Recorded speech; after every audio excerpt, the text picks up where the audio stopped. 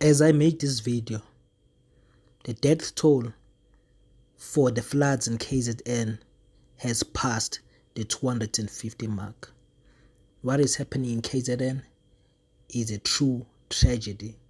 It is sad, and my condolences to all the families, my condolences to all the affected people.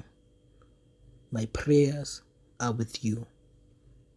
When it's all said and done, after the rain has stopped, after the roads have been repaired, the houses have been rebuilt, and the people are now at the point whereby they are trying to go back to their normal lives before the flood, I would like the government or the public protect to undergo serious investigations into all those contracts and all those companies that were involved in building these roads and these bridges which have collapsed during these floods.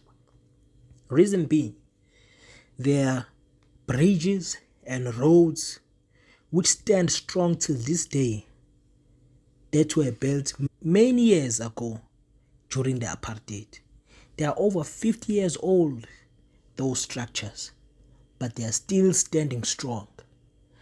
I would like for the government to look at all those contracts, look at which company got those tenders to build those roads which were just falling apart, those bridges which were completely demolished by these floods, to look if there were any irregularities, to look if those companies were legit construction companies, those companies deserved those tenders or not, to look if there was no corruption by the cadres who built those roads and who built those bridges.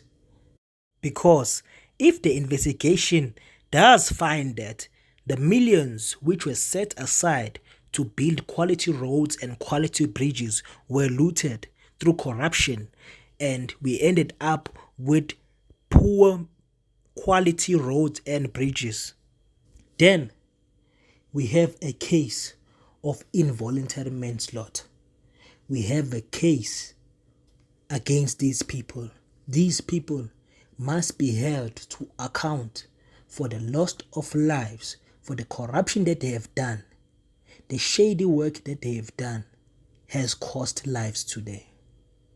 So I would like the government and the public protect to sit down and investigate all those contracts, all those companies that were involved in building all those roads that have collapsed.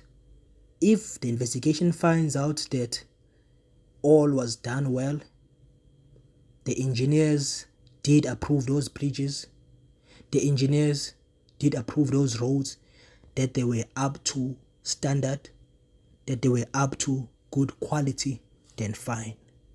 But if the investigation covers that there was corruption, that there was flouting of regulations, then those people must be held accountable.